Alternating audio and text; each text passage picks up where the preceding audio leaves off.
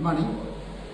Today we are going to discuss about direct memory access, also called as DMA. We are going to discuss about what is DMA, what is the need for DMA, how the DMA operation is carried out.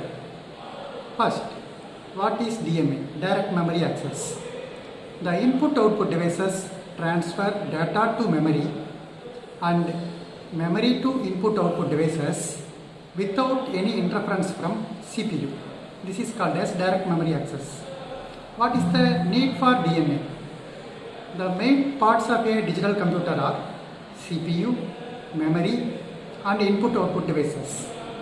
Normally, the data will be transferred from I/O devices to memory or from memory to I/O devices via the CPU.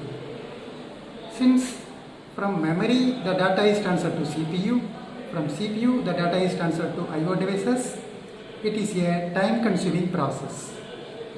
To overcome this, we are introducing direct memory access.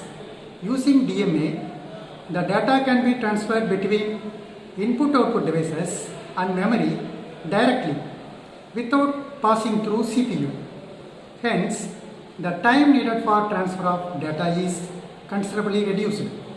DMA is mainly used for bulk transfer of data. Next, we will see the DMA operation.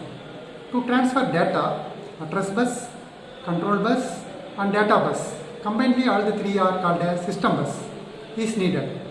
Step number 1. The device requests the CPU through a DMA controller to hold address, data and control bus for transferring the data. Step number 2. The DMA transfer is initiated only after receiving hold acknowledgement signal from CPU. For facilitating data transfer between several devices, a DMA controller is used. IC8257 is a 4-channel DMA controller. 8257 chip supports 4 DMA channels, that is, 4 peripheral devices can independently request for DMA data transfer through these channels at a time. 8257 on behalf of these devices request the CPU for system bus access using hold request signal. On receiving hold acknowledgement signal from CPU, the requesting device gets access of system bus and it completes data transfer.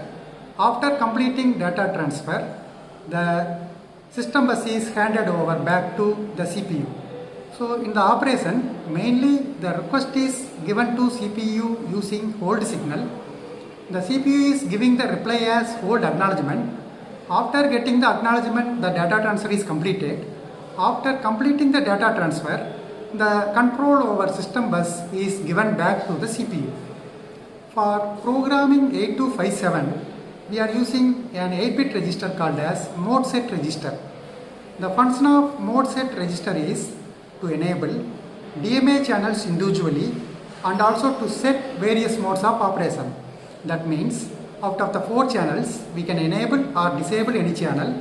Also, the DMA operation can be carried out under various modes of operation.